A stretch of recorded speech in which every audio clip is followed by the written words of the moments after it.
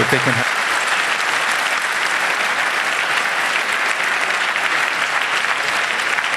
Sorry about the short delay. We have a few technical problems here, as usual.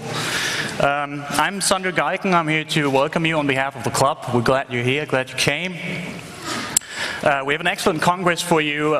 We've been putting a lot of effort in it, a lot of organizing. We have more than 80 talks from a wide range of topics involving society, community, making, hacking, culture, science, everything. We have all these lightning talks a lot this year. We have lots of projects going on. Just go around, explore, look at what people do, and a lot of stuff on the tables as well in the down on the floor A and everywhere. We have a lot of workshops. Of course, we have a huge social life here as well. We have a big lounge, DJs and everything. And of course, we're open 24 hours for all the 4 days. So have fun, enjoy life, enjoy technology, enjoy being here on the Congress. Be creative, make friends, and be here. Okay.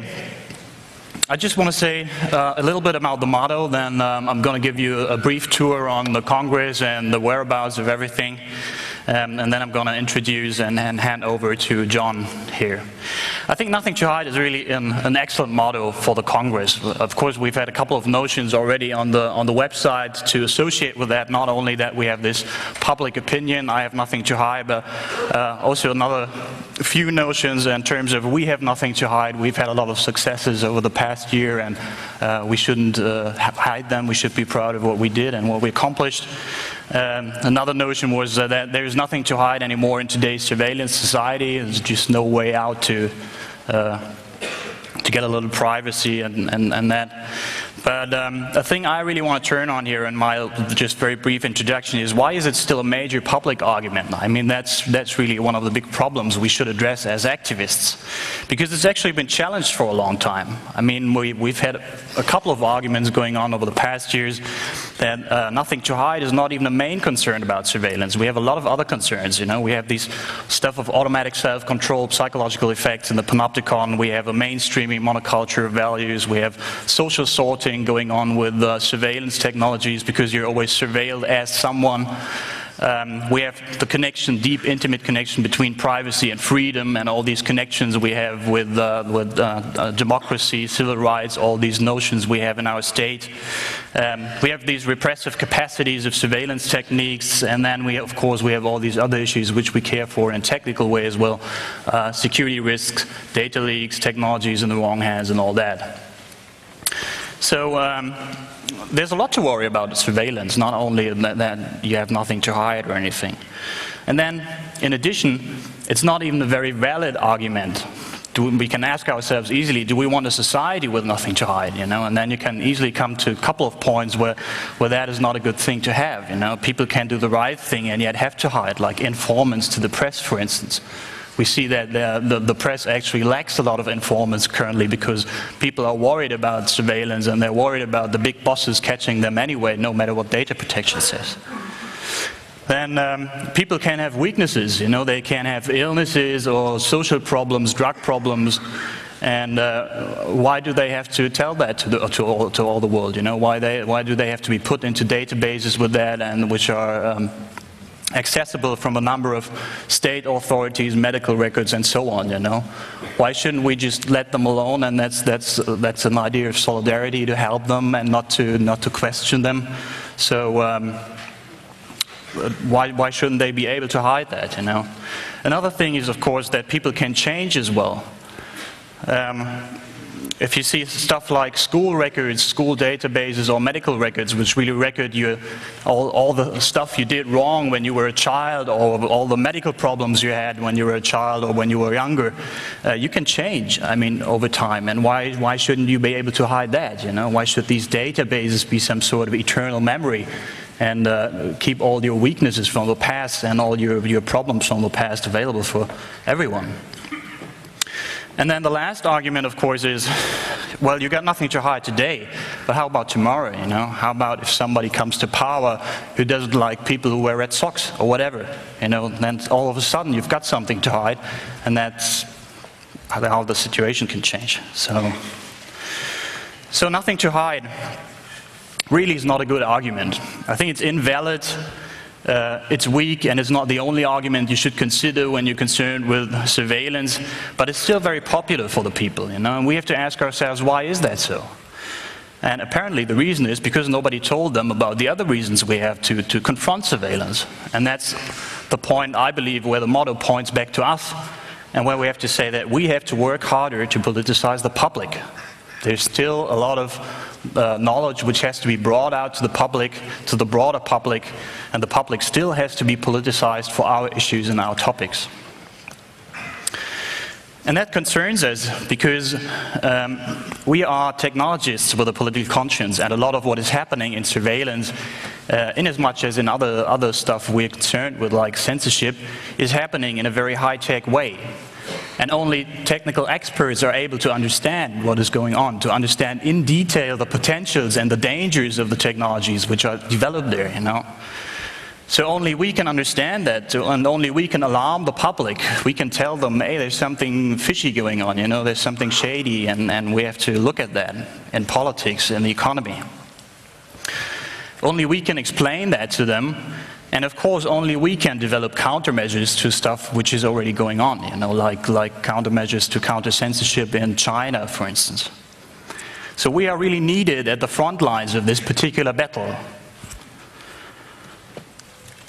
And what's even worse, it's quite clear that the battle will get tougher, you know, over time.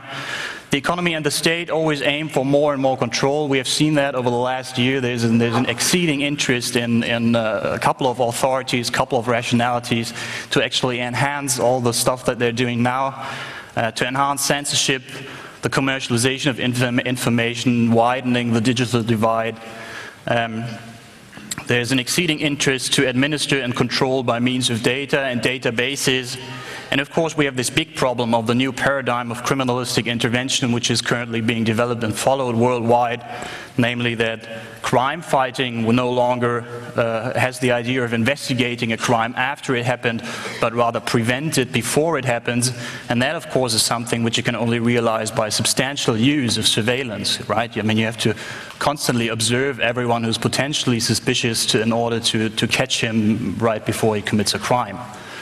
And those are all things which are going on worldwide, on a worldwide scale, and which we have to worry about, because they're developing technologies, they're developing politics, and they're developing organizational structures, and that's all happening, and it's all happening rather fast. So there's a lot of work for us, actually. And remember our credo, you know, our idea is computers can change life for the better. That's something we have assigned to, that's something we know from personal experience. And of course it is something we want for society to be true as well, for the whole of society. So now is the time to actually work for that credo. And now is the time to actually do something, go out there and work for that credo, make it happen on a broad scale, make it happen for the people. And that's what I want to give you as sort of a personal note to the Congress. Use the Congress, right? Prepare for political work, inform yourselves, arm yourselves. We've got a lot of talks here on political stuff, on political background, on laws which are currently being developed, on state authorities, economy authorities who are doing stuff, developing stuff. And so you can actually go there, see what's going on in the next year, see what will be happening, also get some background information on what you do.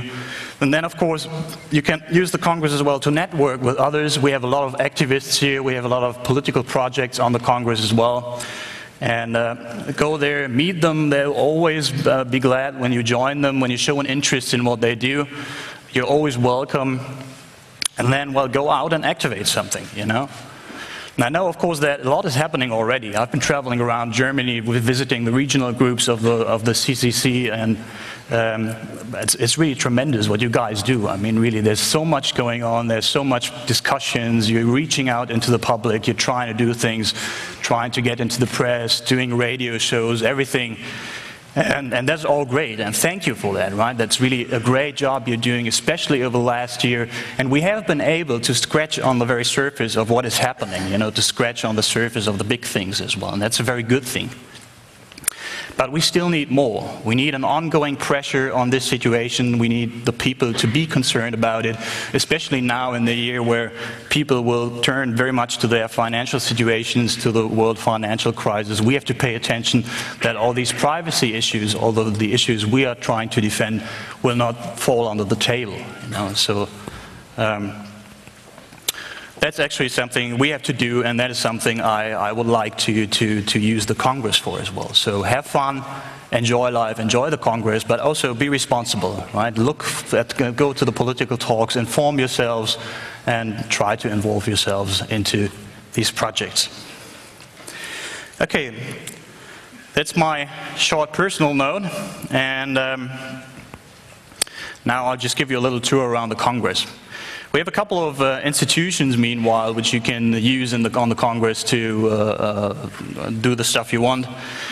We have the networking, of course, the NOC is doing that, and you can call them the help desk. On that number, I'm just going to show you where they're situated in a minute. We have the conference phoning, the POC is organizing that. You can get one of those DECT phones, or if you brought one of yourself, you can get it tuned in on the Congress. You can call them under that number 2000. Then, if you have an emergency, you can turn to the Chaos Emergency Response Teams as well. They're here, or running all around the Congress. You can easily recognize them with their vests they're wearing, and you can call them under that number. If you have an emergency, they'll be there quickly help you. Then we have the lounge, of course, very important institution. It's just down underneath this room. There'll be a lot of DJs there. We have a big lineup, and we have a cocktail bar as well. So there's a lot of stuff to relax and have fun. If you're speaking on the Congress, you should turn to the speakers room. I'm going to show you in a minute where that is. And if you have any questions, of course, you can turn to the info desk and ask them about whatever you like, whatever question you ever had in your life. They can answer it. Really great guys.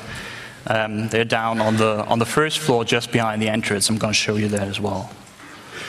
You can see that here. That's the first floor, the entrance area. And there's a big thing, written information. That's where the info desk is.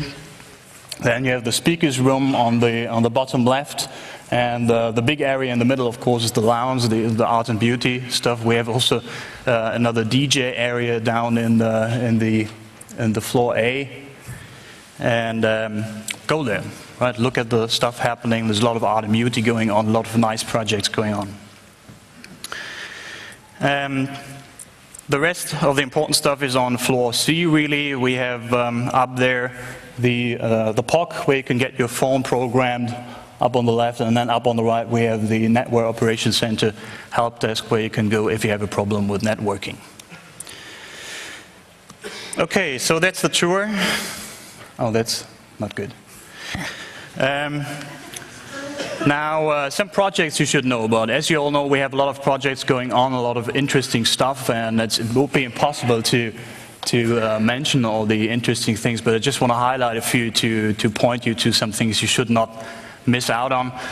One thing which I was asked to mention in the beginning was we have somebody doing simultaneous translations from German to English. So if anybody wants his German talk translated simultaneously to English, he should contact those guys. They're in the speakers room. You can go down to the speakers room just after the opening and ask for them, and they will come and translate. Then we have a great DJ lineup, which I mentioned already. It's going to be down in the lounge every evening. Then one very nice project, which is here now very prominently at this time, is Hackerspaces, which is really an organization which is trying to build hackerspaces, to conceptualize hackerspaces. It's a very, very nice movement, very interesting, and you should go visit them. They have a talk here as well today, 4 p.m. in the afternoon, and they have a space out here as well, and I think in that corner. So go there, visit them. Of course, we have the Capture the Flag contests, which starts at day 3, 6 p.m. I think they're already very booked out, so if you want to participate there, go there, go early and talk to them if you can still do that. And then we have the Hacker Jeopardy as well, which is also always very funny and always a conference highlights also here on day 3 at 11 p.m., a little later on. And then one very nice project which we have going on the Congress this year, which is entirely new, is the Open Beacon, Open AMD project from Sputnik. And they're going to tell you a bit about it now.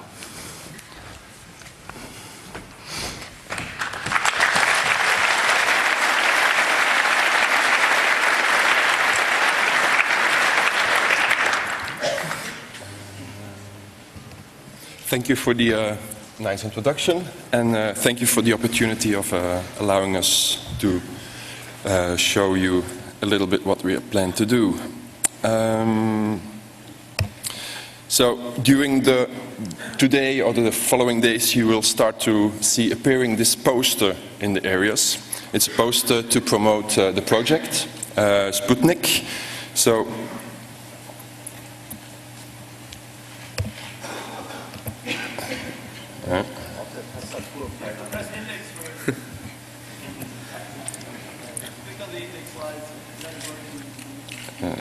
quick question, how many people here were at the last HOPE conference that was held this summer?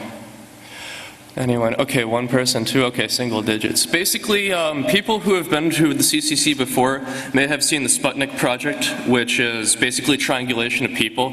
You wear a badge, you walk around, and we can show it's... Pardon? Oh. Ah, okay, there is this other keyboard connected to the machine now, right? Okay. So this is painful. Oh, I'm sorry, there is another special keyboard connected to the screen somewhere. So. Yeah. I try, I know this thing. So let's always do it. Happens like this. So there's the badge. Looks pretty cool. So this is the badge. So it's RFID-based, active RFID-based badge with microprocessors and everything integrated in. So for those of you who have been here last year, this is okay, the same as before. But what's new, and we are really working very hard on that to get it actually working, is where we sense, using a very interesting peer-to-peer connection scheme, social interactions between people wearing these badges. So the idea is that if a lot of you wear these, we can actually track you in real time with whom you are having contact and stuff. So I suppose you start to feel paranoid already, but let me just point out 3 things. We have 3 objectives with this project. The first is we want to have fun. You understand that, right? The second is that we want to make all of you kind of aware of what this technology can do, because in the end, you are all carrying one of these, and these mobile phone companies are already capable of doing this kind of stuff today. So the only solution to hide, if you have something to hide, is to actually take out the battery from the RFID tag or from your mobile device, just to give you an idea. And then the third objective that we have is that we actually want to do science with this. We want to gather sufficient amount of data to analyze social interaction patterns that we can, for example, use to study epidemics and that kind of stuff. Really valuable and really life-saving, actually. So that's the 3 main objectives. We also have Open AMD. Right. AMD stands for Attendee Metadata. Basically, we thought it would be cool if you could log into a web interface while the system is tracking you moving around and enter in personal information about yourself, whatever you want to enter, and have it track all this data along with you. So it's basically your own metadata as it goes along. So for example, you could log in and you can say, I'm interested in lockpicking and nostalgia hacking. And it will actually hook you up with other people at the conference who have similar interests. Additionally, all the talks at the conference have interests assigned to them, so this actually recommends to you talks based on the interest that you have given. So to give you a little preview of an application that will be accessible on the internet, so for everybody to see, is a live visualization of the contacts, of the social interaction as they occur and as they are as they have occurred during a day, for example. So people will be able to go there, type in the nickname or the ID of a device, and then see a real-time visualization from which this is a screenshot of the testing. This is another one where we have a focus on several users and can see how these users are interacting. Do they know each other? Do they have like common friends? Stuff like that. Yeah, it's basically giving the whole world the tools to observe all of you who are wearing these tags, of course, how your social interactions are occurring during this conference. So, if you want more technical details on this stuff, there is at day 4 at 3:15, there is a talk by Ciro that will give more technical details, as I've said. So if you want to sacrifice your social privacy for only €10, then you can get one of these at the food bud shop at level B. And also one little note, we are actually looking for some beta testers who can have one of these and test with us today. Official triangulation is going to start tomorrow, which is when the Marauders map and all that goes up. So for today, the first, I think it's 50 people before 6 p.m., something like that, we'll get a free badge if you come to the booth. So come check it out, and we got a lot of cool stuff. Thank you.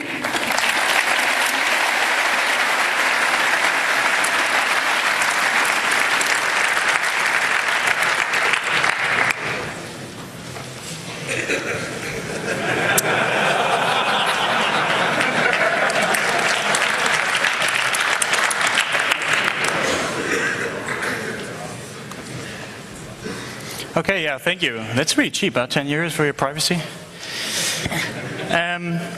Okay, yeah, I'm curious what will turn out of your project in the end, so I hope you'll let us know. And of course, there's a lot of other stuff going on, but I'm sure you're all acquainted with the activity of exploring stuff, and so I don't want to spoil the fun. And just walk around, check it out, ask people, contact people, what are you doing there, what's happening here, and so on. So you'll find out, and you'll find your way around. And so that's it from me, and now I'm going to introduce our key speaker, John Gilmore. We're very proud to have him here, very pleased that he could come.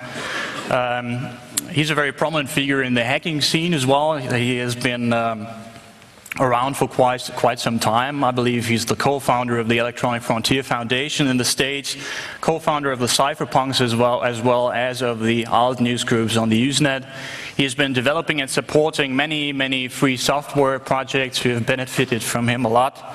And, but he's mostly known for his political activities in favor of privacy, of the freedom of information. He's involved into drug policy as well, and he just told me he's doing a lot on Guantanamo.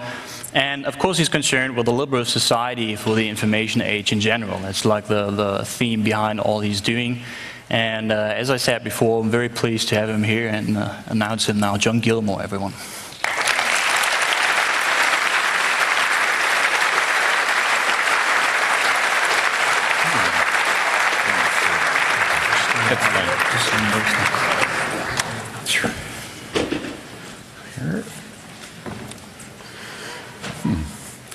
Nothing to hide. Nothing to hide. Do you have nothing to hide? I think the conference organizers have something to hide. Where are they keeping the money? Who has the passwords to the routers?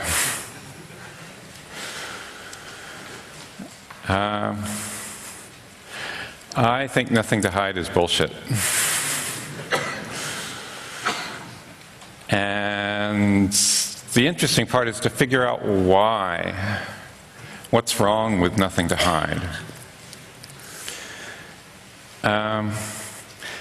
I gave a speech in 1991 at the first conference on computers, freedom and privacy, in which I sort of laid out a bunch of goals and said, oh, this is what we technologists ought to be doing, you know, technology, social policy, privacy, etc. these were my goals. And I kind of want to go back over that and look at how we've done in the last 17 years at that. But nothing to hide.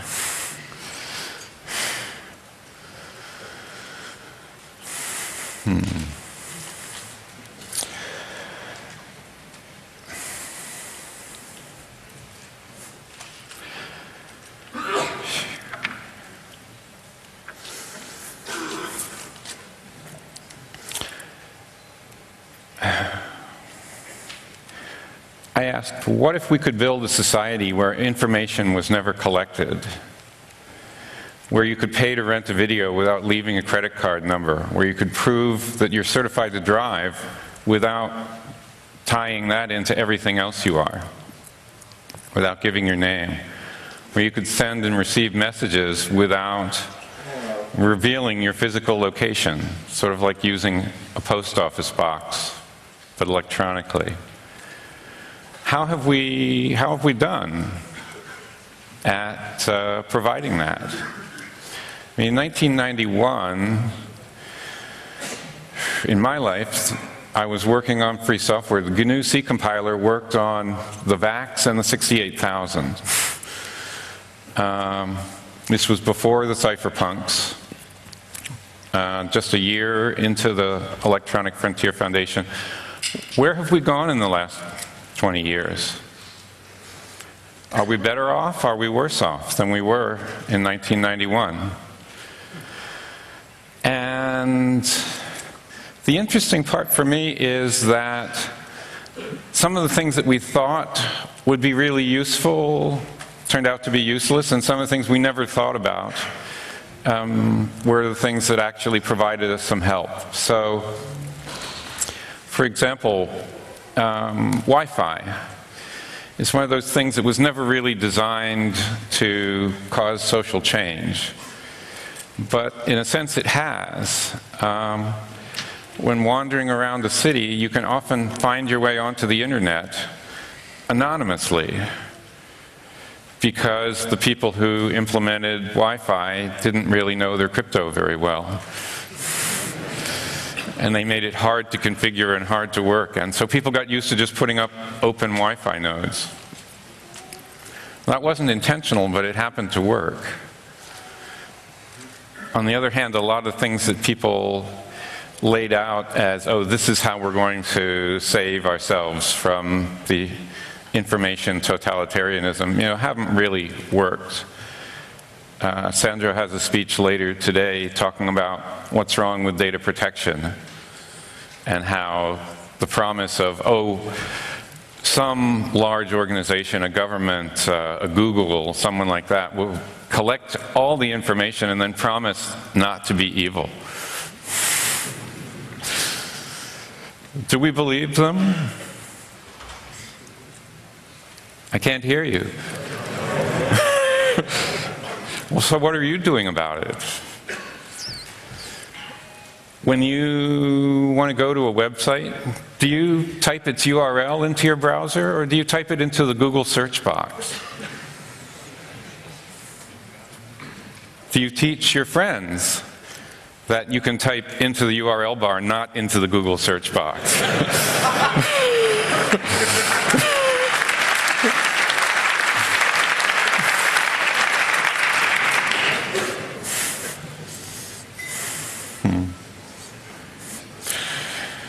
So, I said, this is the society I want to build. I want to guarantee with privacy and mathematics, not with laws, that we can give our things real privacy of personal communications. Have we done that? We're all carrying around these useful portable computer tracking devices. Mine's not working very well because some sort of fight between the American and European versions of T-Mobile. But it's still tracking me.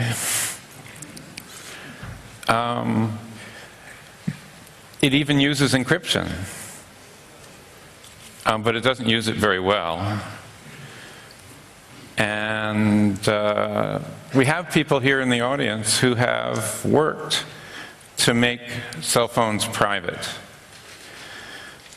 And a very small number of people are actually using private cell phones that do end-to-end encryption, that's real working encryption, instead of the bullshit stuff that they put out there to convince us to say things we shouldn't say over the telephone.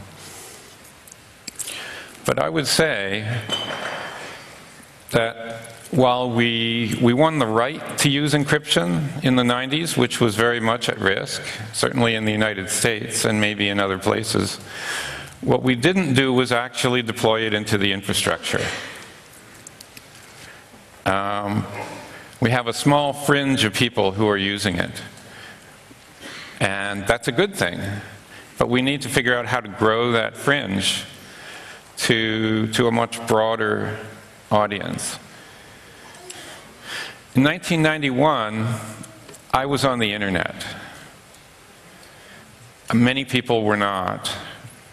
There were probably more people on AOL and CompuServe, which were walled garden time-sharing systems, than on the internet. But the difference was the internet was designed to scale. They made a few little mistakes here and there, and that's caused endless amounts of trouble, like 32-bit addresses. But if you look back, the people who designed the IP protocols were running a network with about 50 nodes.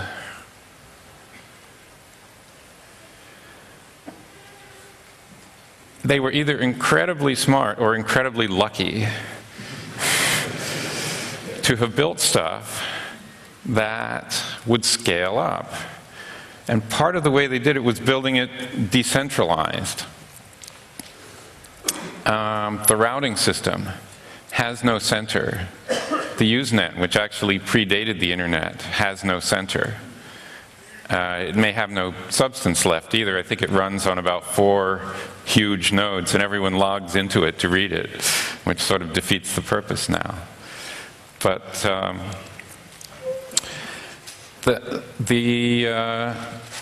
a lot of the other infrastructures didn't get built decentralized. They got built in a very centralized fashion. The cell phone networks,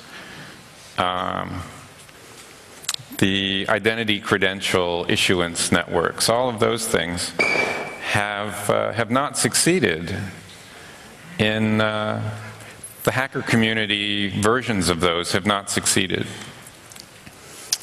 You know, there are attempts, but we need to figure out how to make things that really scale up to world scale. The BitTorrent is an example of something that was designed from the beginning to scale. The Tor project was designed to scale, and it has crutches in it that don't scale, but the design, the theory, was that it could scale up to world size.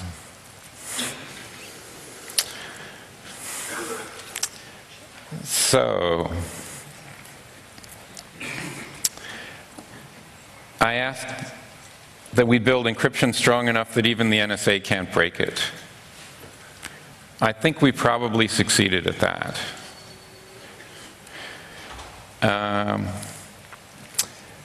But the problem is, we're not using it. Most of our email goes over the net in the clear. Even though we have protocols that will talk, I'm not even talking about end-to-end, I'm talking about link-level, sort of mail server to mail server encryption. We have protocols to automatically encrypt that, and most of it goes in the clear anyway. Because we didn't figure out how to exchange keys, or you do certificates, or we got hung up in X509 somewhere and got drowned in acronyms. The interwebs, you know, what a wonderful thing, but you have to go to extra work to do it encrypted. And so most people don't.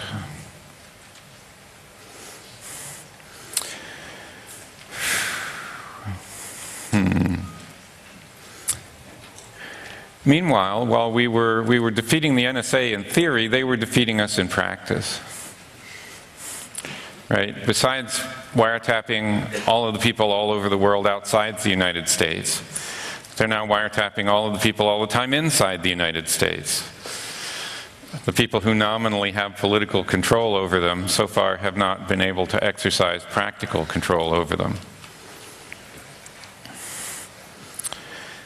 And at EFF, you know, as you all probably know, we're working on this. But it's really interesting when the branches of government kind of line up against control of the surveillance infrastructure, where it's the classic government model from 200 years ago in the United States was you have executive, legislative, and judicial branches, you have federal and state governments, and they all fight with each other, and none of them gets too powerful because they're all colliding with each other. Well, the executive branch is doing the wiretapping and defending the wiretapping and hiding it. The legislative branch, when push came to shove, decided that they would provide immunity to the people doing the wiretapping in open votes in the legislature. And the judicial branch, so far, has been interested in the question of whether any laws were broken, but so far has not seen fit to actually rule that if any laws are being broken, then it needs to stop. And part of that wiretap process that is less familiar to people, the state governments got involved as well. In the United States, telecommunications is regulated both by the federal government and by the states. And we had about 10 different public utilities commissions in different states start inquiries into whether the laws of that state have been broken about revealing personal information, tapping telephone infrastructure, etc. All of those lawsuits, all of those investigations were pulled into this whole nexus of federal lawsuits and have so far been stopped. So the basic structure of the government has not succeeded in providing checks and balances against a surveillance state.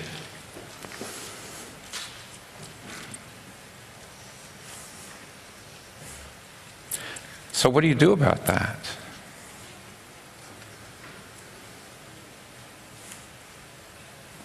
I can't hear you.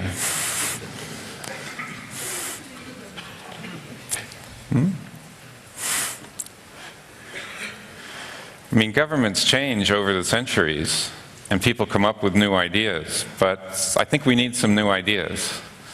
This may not be the right crew to invent them, but it's certainly the right crew to understand why we need new ideas. Now, one of the people working on those sorts of ideas is David Brin, a science fiction author. He wrote a book called The Transparent Society. And I read that book when it came out. I read it before it came out and gave him some criticism, and he published it anyway. Which is good.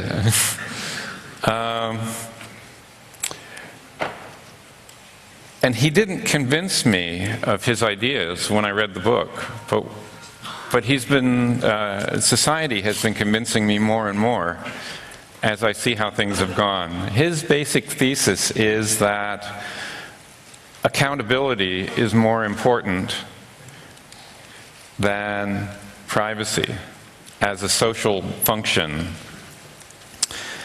and that people with power in a society, whether it's political power, social power, economic power, use control of information to avoid accountability and to impose accountability on other people who they're opposed to. And so I went, okay, well, I can see all of that stuff, but where are you going? Okay, and where he was going was to make a society in which even the powerful are accountable for following the laws, for following the customs of the society, for not screwing other people unduly. His prescription was that if there's a sensor, a surveillance sensor, then everyone should be able to see the records from that sensor. If the NSA can wiretap your phone calls, then you can wiretap your phone calls too. You can wiretap your friends' phone calls. You can wiretap the president's phone calls. I didn't like the implications of that. And that's why I rejected the book. But I'm starting to come to the conclusion that if you can't eliminate surveillance, then you have to make it give equal power to everybody. Because otherwise, what happens is what we see happening in front of us. That people who have a lot of power use that surveillance to remain unaccountable, and meanwhile, to hold all of us accountable. And to hold, in particular, their opponents accountable. And that doesn't build the kind of world I'd really want to live in. I mean, it's better, living in it is better than the alternative, but let's make some more alternatives.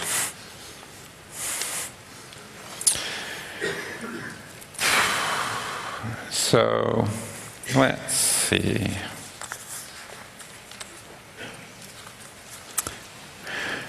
One of the things I talked about in 1991 was that the reason that we need privacy is because of hypocrisy, is because there are people with kind of split personalities where they say, this is the rules, but I actually do this.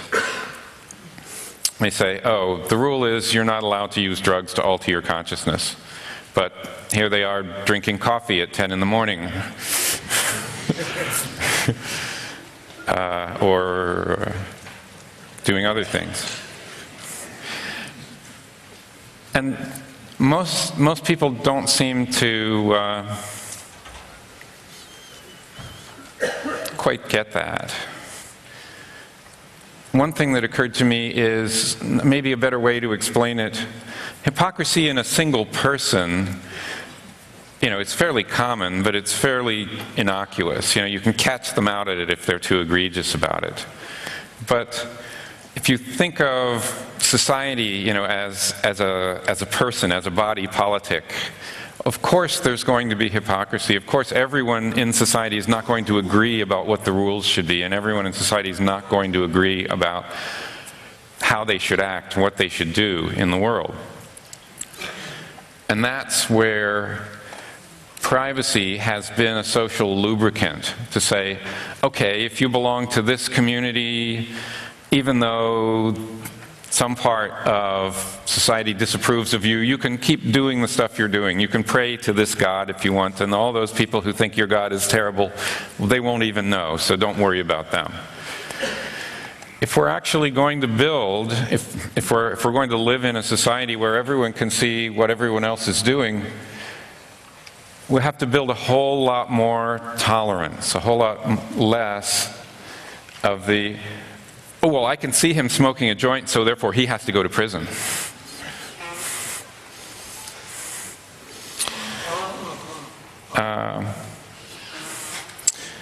And it's not clear how to do that either.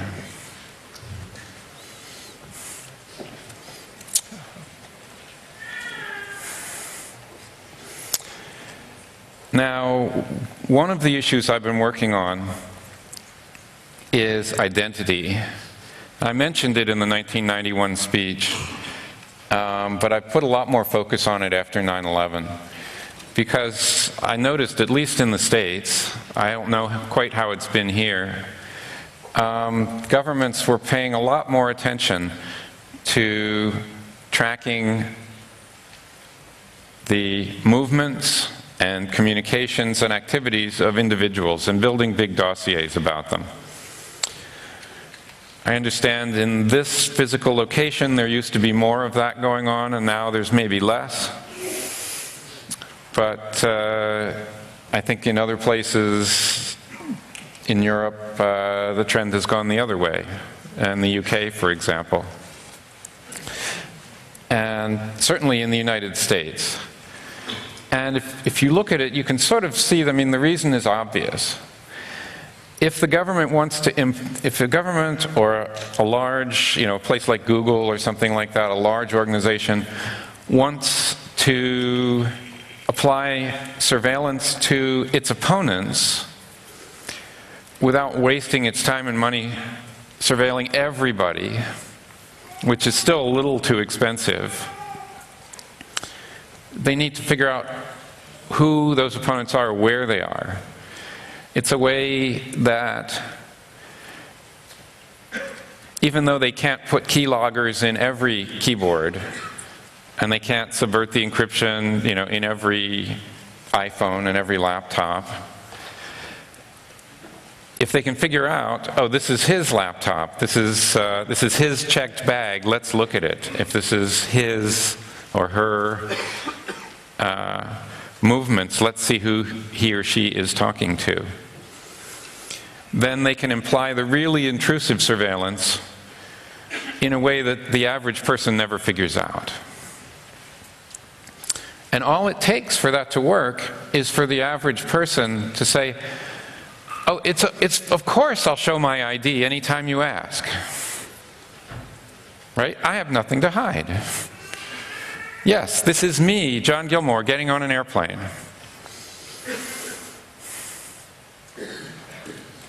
But what that gives away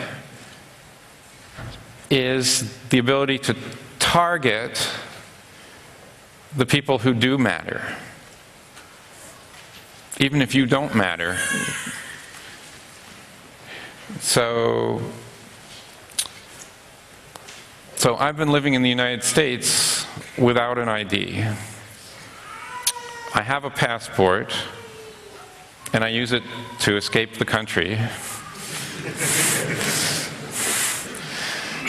But I don't use it inside the country, because I was taught that internal passports were a really bad idea, that they were totalitarian.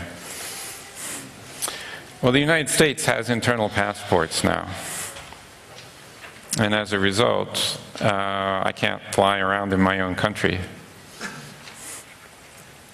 I can't take trains. Some of the buses are identity checked. Some are not. So some places I can go, but some places I can't. And you guys will have to tell me and tell yourselves, how is that going in Europe? When the borders came down, there's less insistence on identity. But when I flew from Amsterdam to here yesterday, I got to the front of the line. Besides looking at my boarding pass, they wanted to see my passport. I asked them why. They said, oh, identity check. Well, yeah, okay, so why? Well, they didn't have an answer, but without it I couldn't get on the plane. Why do you put up with that? Why do you let your countries be used to track you everywhere you go?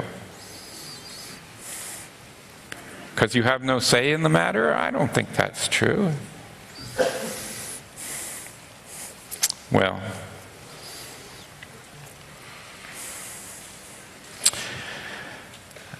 so nothing to hide. Well, I have something hiding in here, and I'll use it as my closing statement. I thought about going all the way down to the buff, but I think this is a better message.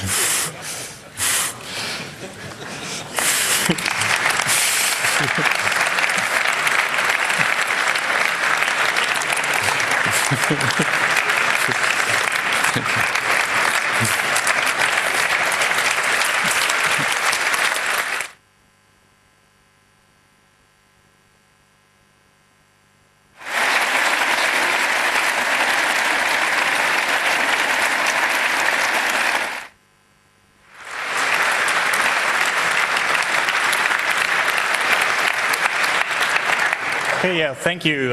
Any questions to John? Still have a very few minutes.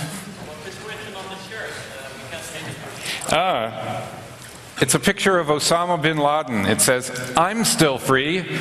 What about you?"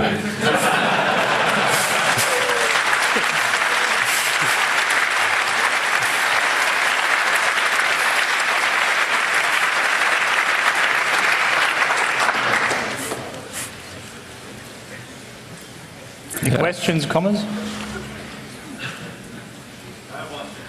Yeah. What are you running on your XO? What am I running on my XO? I'm running Debian.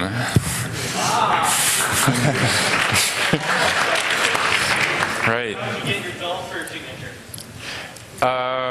The XO laptop comes with built-in DRM. It's a TiVoized machine.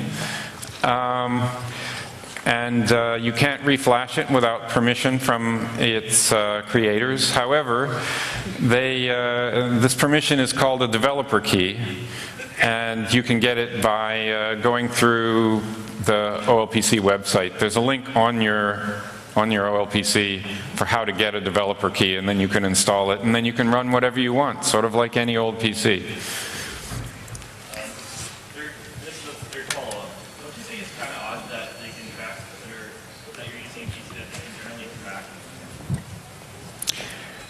I didn't hear the question. Don't you think it's kind of odd that you have to ask permission to use your own machine any way you want?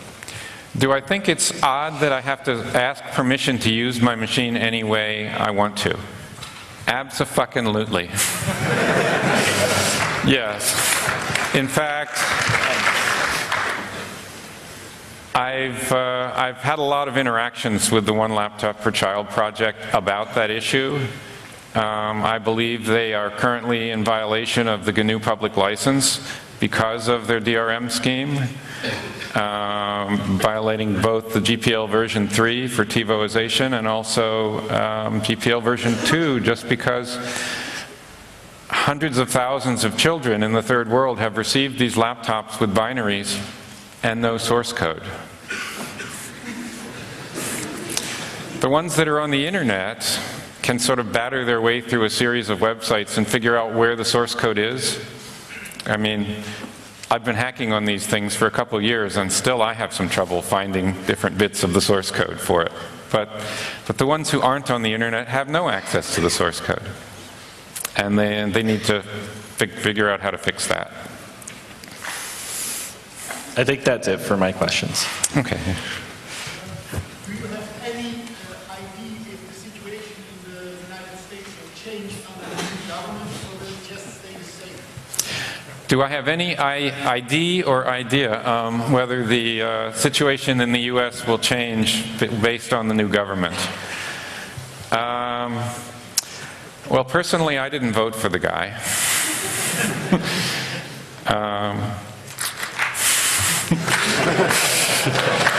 We have Republicans. I think it's a really good sign that the United States was able to elect a nigger president. I'm allowed to say that because I'm from Alabama.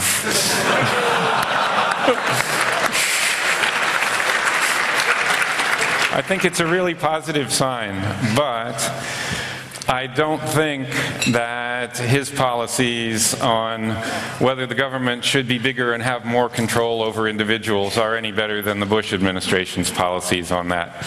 Only time will tell. I've got one question to you, John. You talked about accountability versus, this thing of privacy. Well, accountability, I guess we can all agree, is something important too, but the question of personal accountability versus government's accountability is a question of enforcement of policies. Because you got good rules in theory about accountability of people being in charge in governments, running surveillance state machines or whatever. And in theory, when they violate, privacy laws, yes, they go to jail. In practice, they do not, because they are the same guys enforcing the rules. So what about our abilities to enforce rules, which brings, of course, direct the question, from a German point of view, of resistance to technology that allows accountability only, enforcement of accountability only one way. So what's your thought on that? So because Sandro, who's today the moderator, and that's why he maybe doesn't ask the question, made a thought 1 or 2 years ago that yes, we have the right to sabotage technology that is putting surveillance on us, but doesn't allow us to, look at those guys who run the machine watching us. So this game of we watching them, watching us, which is the theoretical peace of mind of this whole thing, so that we can at least watch them doing what they're doing, has its gaps. Well, clearly it has gaps, yes. But what is this distinction between us and them you're talking about? Well, I mean, the distinction is that they have the tools to enforce the policies. We do not have that tool sometimes. We might have the tools to, protect our privacy, but me putting the government into jail, well, that's, Well, we're going to be facing that issue in the United States very soon. Thank you. I mean, one of the issues, this is absolutely an issue, one of the issues in different legal systems is how much power it gives to ordinary individuals to enforce their rights. In the United States, an individual has much more power to enforce their rights against the government. They can't prosecute someone, they can't put someone in prison for violating their rights, but they can have the courts go in, make an affirmative declaration and an order that their rights be respected. And this is what gave EFF, for example, the power to go and sue the NSA and to go and sue AT&T and the other phone companies when we think they did something wrong. That aspect of American society has been very heavily criticized worldwide. It's a litigious society. It has too many lawyers making too much trouble, wasting too much money. It comes at a cost. Is the cost worth it? You have to decide that for your own country. For the really big issues, things like genocide, war crimes, torture, we have this concept of universal jurisdiction that has gradually been evolving that says even if the courts that have ordinary jurisdiction over those crimes refuse to act, and especially if they refuse to act, courts in any country in the world can take up those issues. And courts in several European countries have been at the forefront of applying universal jurisdiction to war crimes. It remains to be seen whether Donald Rumsfeld will ever again be able to fly to Europe. Yes. More questions? Don't be shy. We're all friends. Yes.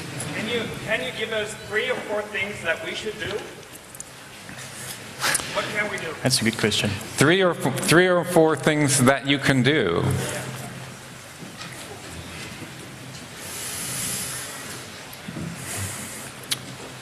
Well, it's a hard one. It really depends on you and what your skills are and where you fit in the world. Well, because earlier you were saying, or you were implying that encryption is something that we could all use. And I was thinking of something like that. Well, certainly, yes. You can use more encryption. Part of the reason that people don't use encryption is because we've made it too hard to do so. Right? So one of the challenges, one way to deal with that challenge is for a small number of people to take it on themselves to use that hard stuff and figure out how to make it easier.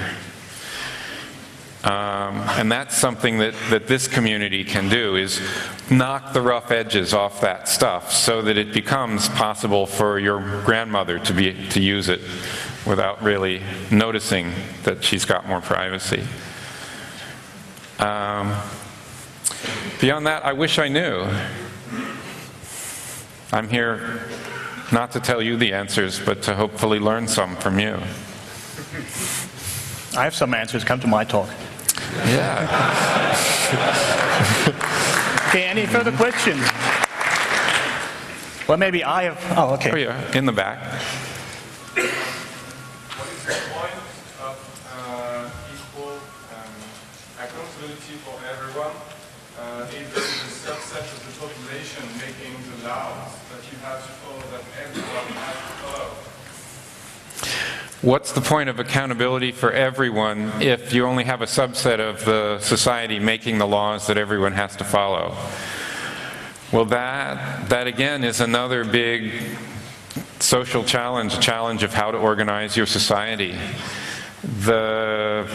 I can mostly only speak to the American experience, which is the American government was designed that a majority could do most things but could not do some things, because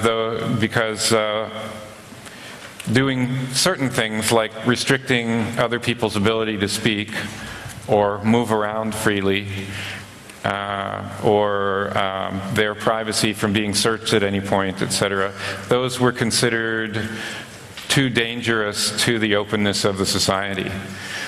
Clearly, in the last 200 years, that framework has not worked as well as it should have.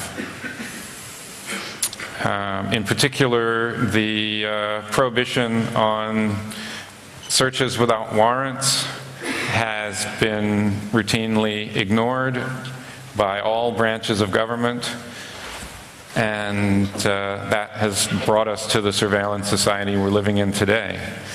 The protection of freedom of speech has been much stronger, and again, this is something that the United States is criticized for allowing people to say things that many people in Europe wish would not be said. But so it has come at a cost. One of the interesting things there is a non-profit organization, the American Civil Liberties Union, grew up in the last 100 years mostly to enforce that right, the freedom of speech, freedom of the press, etc. And I think that's a large part of the reason that it still exists. So it's, you know, and it's not so much that those rules got written down inside the government, it's that people got up on their hind legs and said, no, when you violate this, we're gonna fight this out with you. And that actually gives me a little bit more hope that even when the government goes wrong in one way or another, if enough people out in society get upset about it, they can make it change.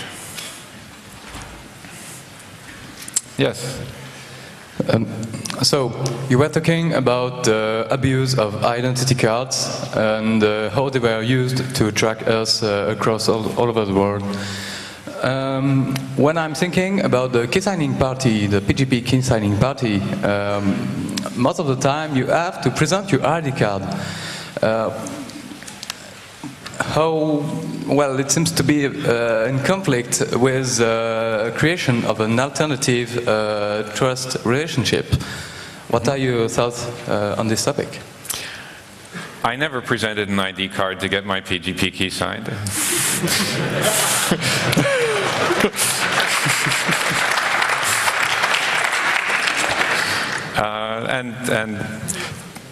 Fake IDs are readily available if you need one. Yeah? I have a little problem with what you said, because for me privacy is very important too, but there are a lot of people who are making other people suffering by violence, by stealing their money or something like that. And I think it's really important to track them down, to find them, to stop them. But the question is how to find the right ones if you don't track down anybody else. Right. Well, traditionally, there's been a clear divide between tracking down crimes after they happen and tracking them down before they happen. And that line was breached after 9/11, and I believe incorrectly. I think that the world got way too crazy about trying to stop every possible act of terrorism, not realizing that most acts of terrorism are not really all that terrible. Right? That in the United States, they blew up, what, 2 or 3 buildings? We had millions and millions more buildings if we needed them.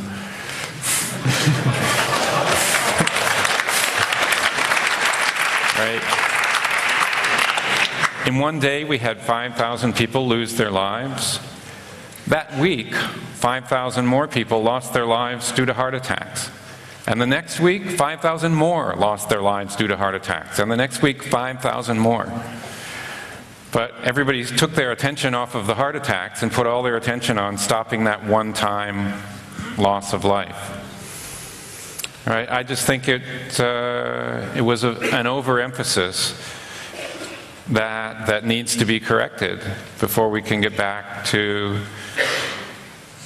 a balance that will actually protect us from crimes after they happen. You can't protect yourself from a crime after it happens, but you can deter it and you can bring those people to justice. But instead, what I think has happened is the world has become less likely to bring people to justice. There is more secrecy, less accountability.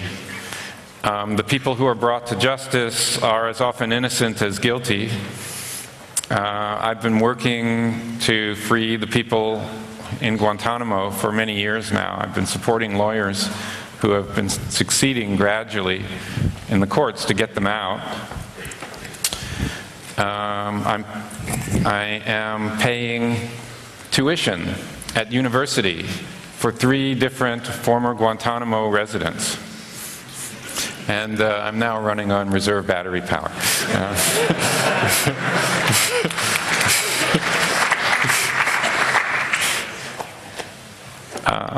Yes, it's nice that you mentioned 9/11. My question is about the media coverage. I mean, a lot of people, the average population, get the main perception of the world through the media, through the mainstream media.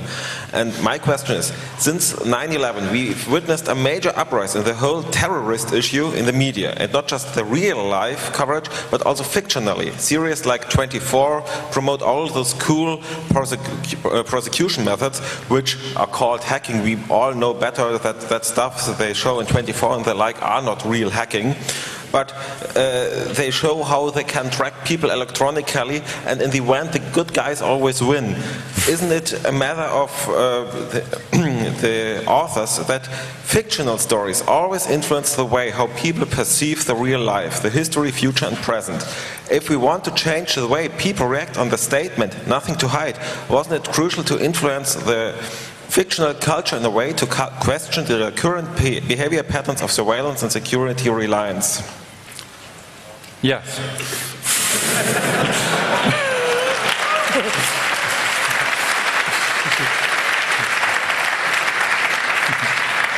But also, one of the useful things that happened with the internet is that the media is much less centralized than it was 20 years ago. And so we are the media, and we can create those stories. Mm-hmm. Anyone else? We still have a few minutes. Yes. I recently read an essay by Bruce Schneier, and he says that for preventing terrorism, you need really good intelligence, and not checking everyone's ID because doing really good intelligence is still important. That's your opinion on that. He says he read something from Bruce Schneier, who said that to catch terrorists you need really good intelligence. You don't need to be checking everybody's IDs all the time. And if Bruce said it, I believe it.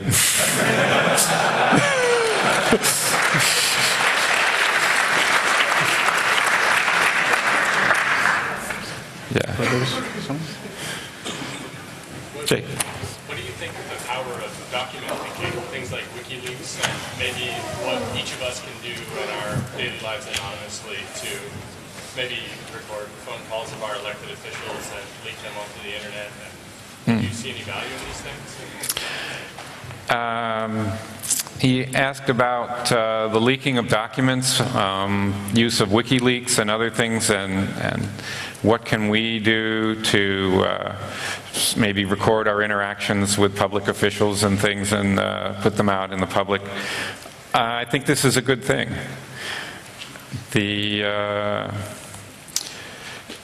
Again, there are pluses and minuses to this kind of leakage.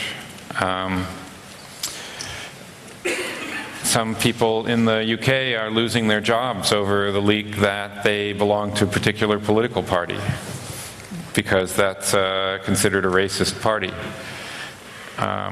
On the other hand, in the last 2 weeks, I guess I've seen the censorship lists from 2 or 3 different countries posted on WikiLeaks. Very, very interesting. If you go to those websites from other countries, you can see what they're concerned about you not reading.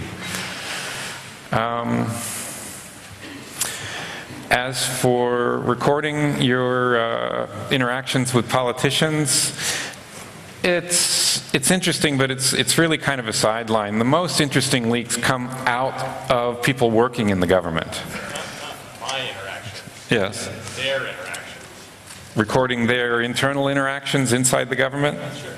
Sure.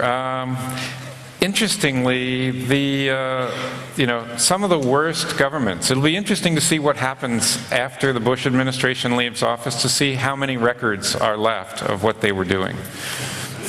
Right? The most totalitarian organizations tend to leave the best records.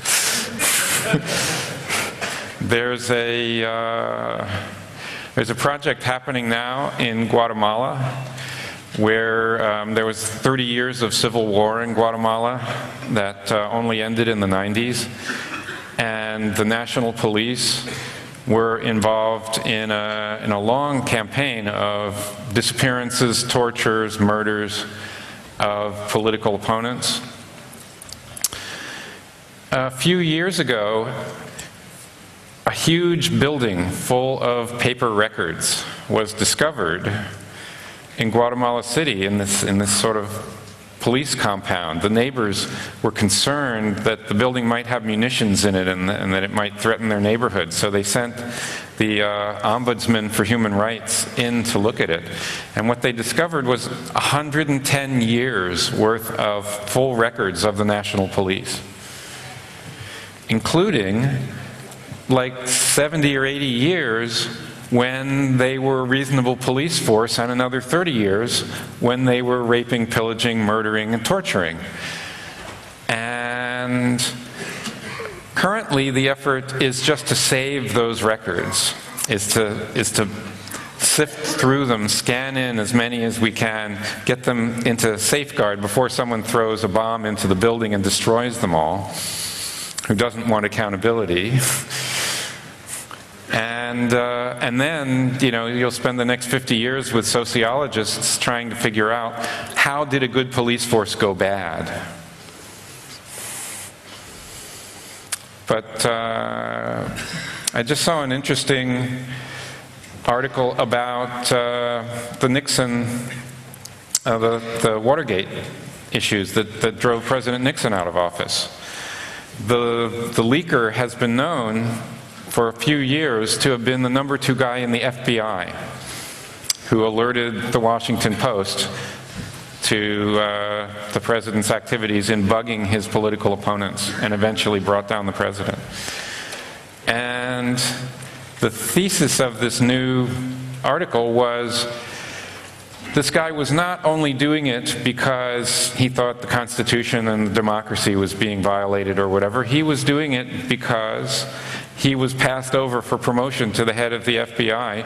He was investigating what the White House was doing. And and had information that he could leak when he wasn't supposed to be investigating the White House. Right? So this was part of the secret police using leaks to get at their political opponents. You know, it's all kind of a mess. It's a moral mess. But it's the sort of mess we have to work through to make a more tolerant society. Okay. Yep. Okay, we have to close asking questions. I think you can talk to John afterwards. He'll be here for a couple of days. I probably have one final question, and it's more of a criticism of what you said in '91. Shall we do that in public? Yeah? Sure. Okay. In the blue corner. The thing is, I had the impression that, I know you're a liberal thinker and with Popper's Open Society and everything, but from your '91 position, I had the impression that you were also a bit of a neoliberal thinker, you know, placing a lot of emphasis on the free market and even suggesting to make privacy a commodity to probably bring it to the market, bring it to the people over the market. And I'm now seeing the financial crisis and seeing all the interest in the economy over the past years in data mining and databases and using surveillance as a means of power. Would you still uphold that part of your conviction as well? I'm still a believer in the free market because it's a decentralized system. One of the things I really find fascinating about it is if there's something you want to do in the world, and you can convince maybe 4 or 5 people from anywhere in the world to give you 10,000 euros a year to pursue that, then you can do it. And you don't need permission from anybody. You don't need to fill out any forms, apply. You know, if you can collect 40 or 50,000 euros, you can live and have a home and raise your children and also do the work. And you can raise that money from customers, you can raise it from you know, individual donations to nonprofits, however it is. It's a very widely decentralized system that, that protects our ability to follow our own muses in that sense. Privacy as a commodity is not it doesn't seem to be a really working model for me. I think most people are willing to sell their privacy for a very small amount of commodity, and because they don't realize really what they're giving up in the process. It's like that typing your URLs into the Google search bar. Okay? Okay, I'd still have a few questions, but we do that in private. Okay, so thank you, John, and